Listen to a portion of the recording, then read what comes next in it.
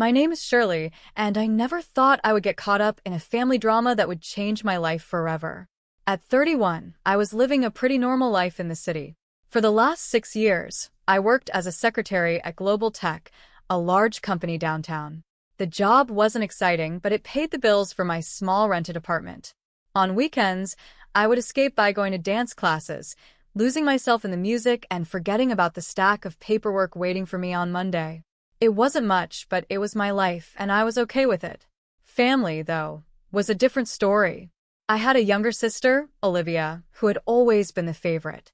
From the moment she was born, our mom treated her like she was the most special thing in the world. Dad just went along with whatever Mom wanted. It was always about Olivia. I tried not to feel bitter, but it was hard not to feel like I was invisible in my own family. As the years passed, the gap between us grew wider. We didn't talk on the phone as much, and visits became even rarer. I would see pictures on social media of family events that I wasn't invited to, with Olivia always in the center, smiling with her parents. It hurt, but I told myself that focusing on my own life was better. That's why I nearly dropped my phone when I saw Mom's number on my screen one Thursday evening. I hesitated before answering, preparing myself for whatever drama might be on the other end. "Shirley, it's your mother." Her voice crackled through the speaker. "Hi, Mom," I replied, trying to keep my voice calm. "Is everything okay?" "Your father wants to see you," she said, getting straight to the point. "Can you come to the house this weekend? Monday at 4 p.m., don't be late." And with that, she hung up. I stared at my phone, feeling a mix of emotions inside me. What could be so important that Dad wanted to see me after all this time? Part of me wanted to ignore the invitation to protect myself from the disappointment I knew was coming, but curiosity got the better of me. I decided to go, if only to find out what was happening. As I stood outside my parents' expensive home that Monday, I took a deep breath. The house looked just the same as always, a symbol of my parents' success, and a reminder of the life I never quite fit into. I rang the doorbell, half expecting no one to answer, and half hoping no one would. The door opened, and there stood my mother, her face showing polite indifference. "You're here," she said, stepping aside to let me in. Everyone was in the living room. My father sat there, looking pale and tired. My sister Olivia and her husband Kevin were also there. The room was filled with tension, with unspoken words and hidden motives hanging in the air. I sat on the edge of an armchair, feeling like a stranger in my own family home. Up close, I noticed how old Dad looked. His skin was pale, almost see-through, and his eyes seemed sunken. A chill ran down my spine as I realized this wasn't just a regular family gathering. "I've got something to tell you all," Dad began, his eyes sweeping across the room. "I'm terminally ill. The doctors say I don't have much time left." The words hit me like a punch in the gut. I gasped, tears filling my eyes. Despite the strained relationship we had, I loved my father, and the thought of losing him was unbearable. "Daddy," I choked out, reaching for his hand. He squeezed mine weakly, a sad smile on his face. Olivia let out a loud sob, burying her face in her husband's shoulder. Mom sat there, expressionless, her lips pressed into a thin line. I wondered how long they had known, and how long they had kept this from me. "There's more," Dad said, his voice getting stronger. "I've made some decisions about my will." The room went silent. Even Olivia's sobs quieted as everyone leaned in to listen. "Lauren," Dad said, looking at Mom, "you get the apartment in the city." Mom nodded, as if she expected this. "Olivia, the house will be yours."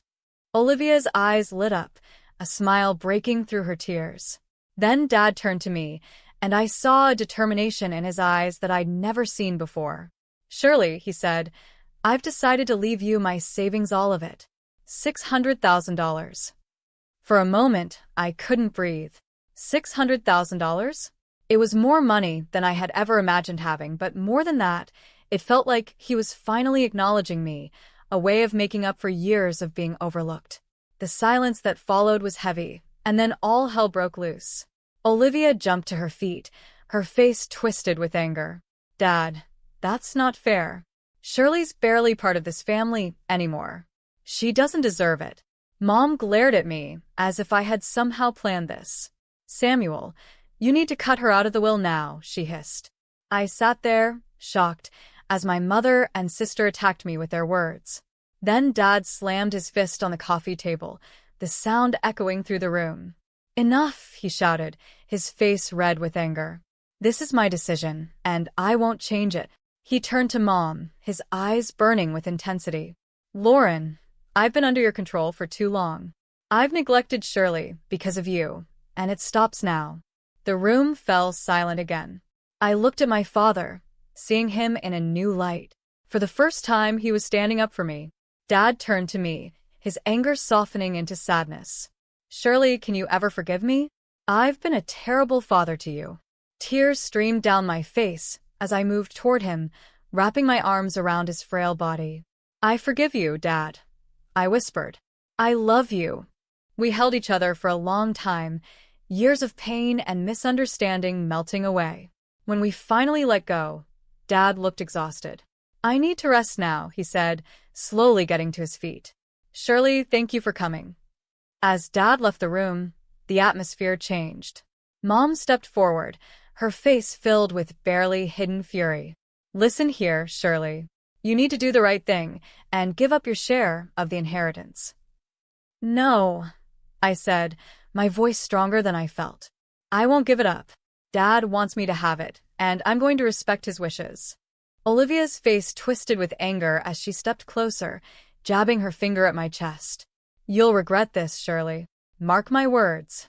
Over the next 3 weeks, my phone buzzed constantly with messages from Mom and Olivia, each one demanding that I give up the inheritance.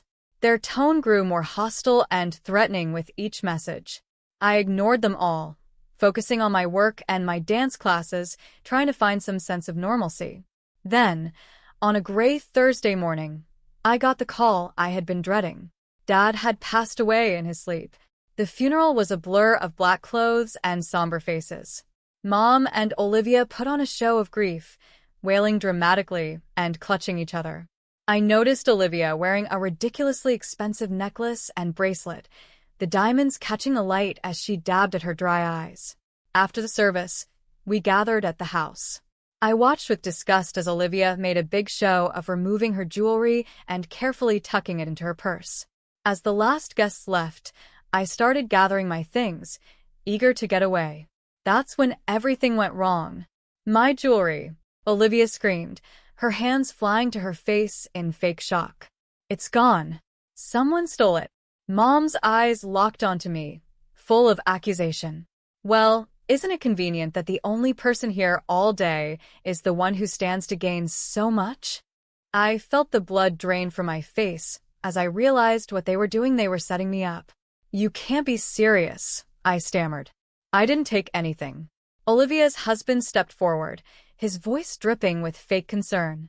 "Then you won't mind showing us what's in your purse, right, Shirley?" I clutched my bag tighter, my mind racing. I knew I was innocent, but I had a bad feeling that wouldn't matter. "No," I said firmly. "I don't have to prove anything to you." Olivia's husband pulled out his phone. "Then you leave me no choice. I'm calling the police." As he dialed, I saw a triumphant smirk flash across Olivia's face. In that moment, I realized just how far they were willing to go to get what they wanted. I stood frozen, my heart pounding, as 4 officers entered the house. Olivia immediately started a tearful story about her stolen jewelry, playing the part of the grieving daughter who had been victimized on the day of her father's funeral. "Officers," Olivia's husband said, his voice thick with fake concern, "we have reason to believe Shirley may have taken the jewelry. She's refusing to show us what's in her purse." The older officer turned to me, his face unreadable. "Ma'am, would you mind opening your purse for us?" I felt trapped, knowing that whatever happened next wouldn't end well for me. With shaking hands, I opened my purse. The officer looked inside, and his expression hardened. "Ma'am, I'm going to have to ask you to come with us," he said, pulling out Olivia's necklace and bracelet from my purse. The world seemed to spin. "This is impossible," I stammered. "I didn't take these. I'm being set up." But my protests were ignored. Mom and Olivia started shouting, calling me a thief and a liar, hurling insults that cut deeper than any knife. As the officers led me out, I caught a glimpse of Olivia's smug smile hidden behind her hand as she pretended to cry. At the police station, I sat in a cold, bare interrogation room, still wearing my funeral clothes, trying to make sense of what had just happened. Hours passed, and then the door opened. To my surprise, it wasn't a police officer who walked in, but my mother. She waved off the officer standing guard, insisting she speak to me alone. As soon as the door closed behind her, Mom's attitude changed completely. The grieving widow was gone, replaced by a cold, calculating woman I hardly recognized. "Listen carefully, Shirley," she hissed, leaning in close. "You have one chance to fix this mess. Give up the inheritance, sign it over to Olivia, and all of this will go away, the charges, the scandal, everything." I stared at her, disbelief mixing with a growing sense of betrayal. "You set me up? Your own daughter?" Mom's laugh was harsh and without any warmth. "Oh, please. You stopped being part of this family a long time ago. Now you have a choice. Give up the money, or we'll make sure you go to prison. Think about it, Shirley. A thief who stole from her own sister at their father's funeral, your reputation will be ruined. You'll lose everything." I felt sick to my stomach as the full weight of their betrayal hit me. "No," I said, my voice barely a whisper. "I won't do it. I didn't steal anything, and I won't let you blackmail me." Mom's eyes flashed with anger. "You ungrateful little rat," she spat. "I hope you enjoy prison. Everyone will know what you did stealing from your own family. You'll be nothing but a criminal, a disgrace." With that, she turned and slammed the door behind her. I sat there, stunned, as tears streamed down my face. The reality of my situation began to sink in. Later that night, I was released on bail, stumbling out of the police station into the cool night air. My phone buzzed with a message from my boss at Global Tech. My stomach dropped as I read it. "Shirley, I've heard some disturbing rumors. Until the situation is resolved, I think it's best you take some time off, paid leave, of course. I believe in your innocence, but we need to protect the company's reputation. Take care." I leaned against the cold brick wall of the station, feeling my world crumbling around me.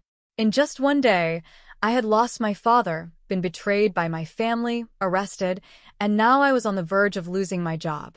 The next morning, I woke up with a renewed sense of purpose. With trembling fingers, I searched online for private investigators nearby. One name caught my attention: Paul Mescal, a former police detective turned private investigator, known for solving tough cases. I made the call, my voice steadier than I expected as I explained my situation. "Miss Daniel," Paul said after I finished, "this is a delicate situation. Family conspiracies are hard to prove, but if what you're saying is true, we'll find the evidence. It won't be cheap, though." I thought about the inheritance I was fighting for. Money's not an issue. I need to clear my name and expose what they've done. The last weeks were a blur of secret meetings with Paul, anxious waiting, and sleepless nights. I threw myself into my dance classes on weekends, desperate for any distraction from the constant worry. My phone stayed silent, no calls from work, no more threats from my family. The silence was almost worse than the conflict. Then, one rainy afternoon, my phone rang. It was Paul. "Shirley," he said, his voice serious, "I've got news, but you're not going to like it." My heart sank. "What is it, Paul?" He sighed. "I've been following your mother and sister, trying to catch them talking about the inheritance or the theft, but they're careful, too careful. They never discuss it in public, and I can't legally bug their homes." I felt the last bit of hope fading. "So that's it? There's nothing we can do?" "Not exactly," Paul replied, a hint of hesitation in his voice. "I did find something, but it's not directly related to your case. It's about your sister." I sat up straighter. "What about her?" "She's having an affair, Shirley. I have photos of her going into a hotel with a young man, definitely not her husband. I also recorded some of their conversations, and let's just say they're not flattering to her husband." For a moment, I sat in stunned silence. Then, slowly, a plan began to form in my mind. "Paul," I said, my voice low and determined, I need you to send me everything you have on this, and I mean everything." As soon as I hung up, I sprang into action. I spent the next hour going through the photos and recordings Paul sent, my mind racing with possibilities. Finally, I made a decision. I picked the most incriminating photo, my sister entering the hotel with her young lover, and sent it to her husband's phone with a simple message. "Interested in knowing what happened next? Meet me at Alfred Coffee tomorrow at 4 p.m. The next day, I arrived at the cafe early, my nerves on edge. At exactly 4 p.m., Olivia's husband walked in, his face a mix of barely contained anger and curiosity. "What's this about, Shirley?" he demanded as he sat down across from me. I took a deep breath. "I think you already know, Kevin. But what you've seen is just the beginning." Over the next hour, I laid out everything. I had the photos, the recordings of Olivia laughing at Kevin, mocking his performance in bed, and discussing her plans to leave him once she got the full inheritance. Kevin sat in stunned silence, his face growing paler with each revelation. When I finished, he looked up at me, his eyes blazing with a mix of pain and anger. "What do you want?" he asked, his voice hoarse. I leaned forward. "I want justice, Kevin, and I think you do too. Help me prove that they framed me, and we can both get what we deserve." A few days after my meeting with Kevin, my phone buzzed with a message from him. It contained several audio files. My heart raced as I pressed play on the first one. Olivia's voice filled the air. "Can you believe how easy it was to plant that jewelry in Shirley's purse?" My mother's laughter followed. "I know." The look on her face when the police found it was priceless. "Well, she'll have no choice but to give it up now."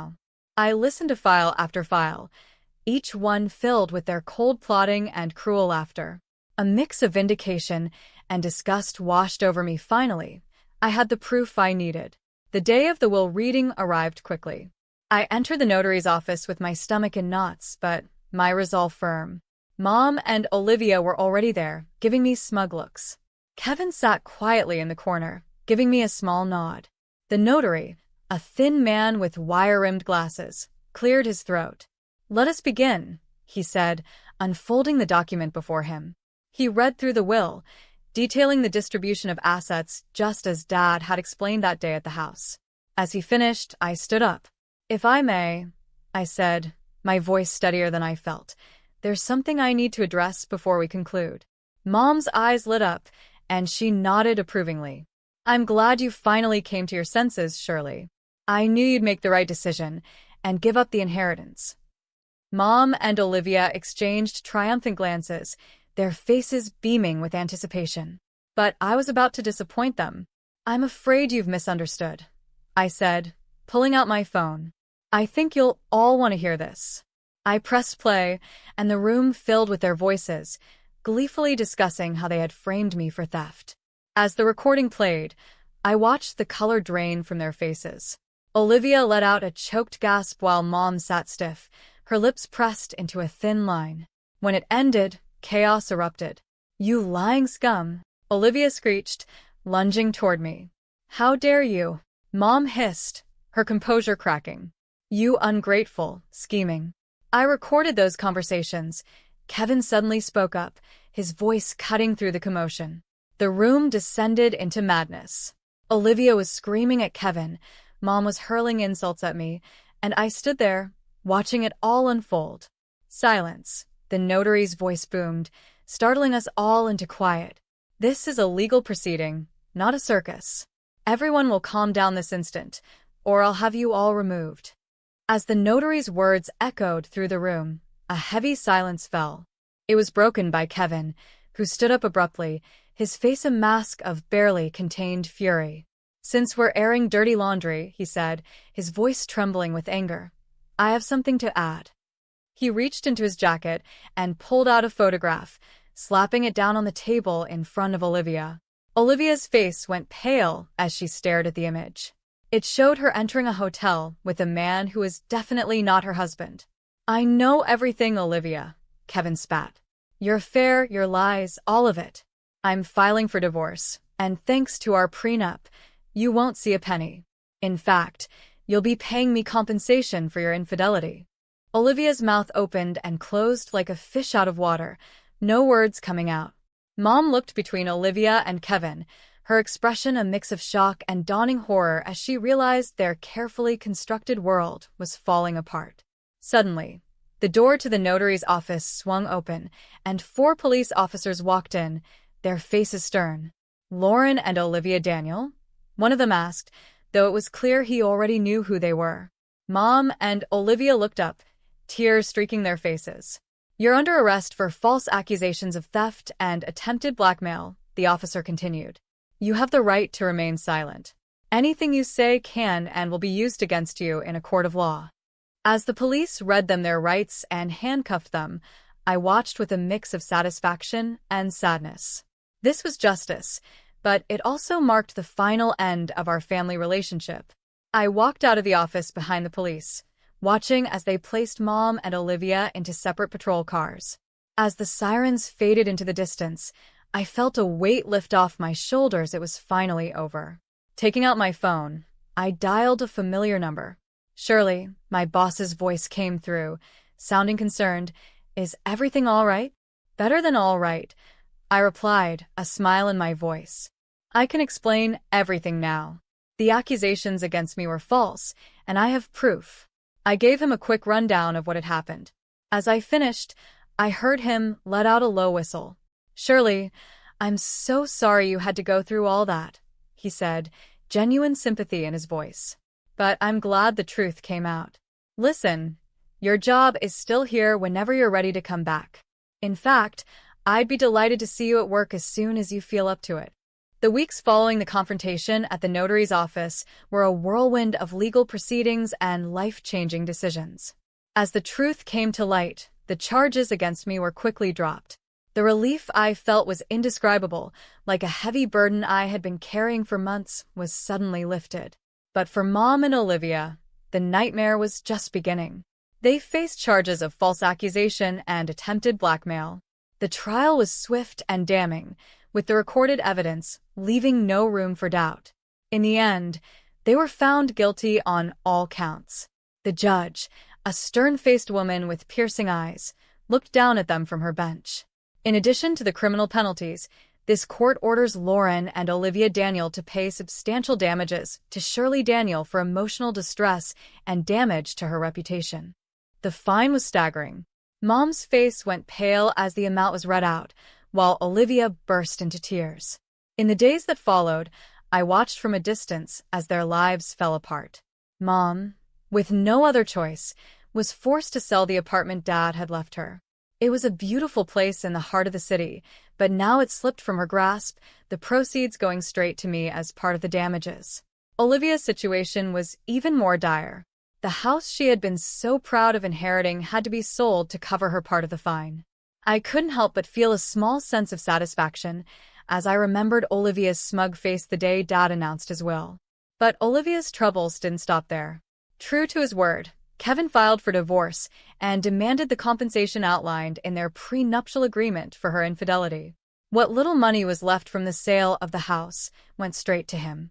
In just a few short months, Mom and Olivia lost everything: their comfortable lives, their social standing, their financial security. All of it was gone. They were left with nothing but the consequences of their own actions. As for me, I found myself in a position I'd never imagined.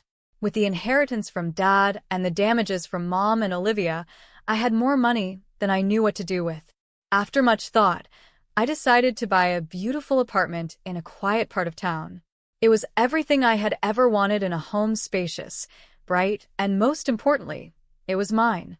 The rest of the money I invested carefully. I spent hours researching, consulting with financial advisors, and making smart decisions. My goal was to ensure a steady income for years to come, to build the security I had always longed for. As I stood in my new apartment, looking out over the city skyline, I reflected on the turbulent journey that had brought me here: the pain, the betrayal, the fight for justice. It had all led to this moment. I thought of Mom and Olivia, now struggling to make ends meet. Part of me felt sorry for them, but a larger part knew they were facing the consequences of their own choices. They had tried to take everything from me, and in the end, they lost it all themselves. My phone buzzed with a message from my boss, confirming my return to work next week. I smiled, looking forward to getting back to normal, or rather,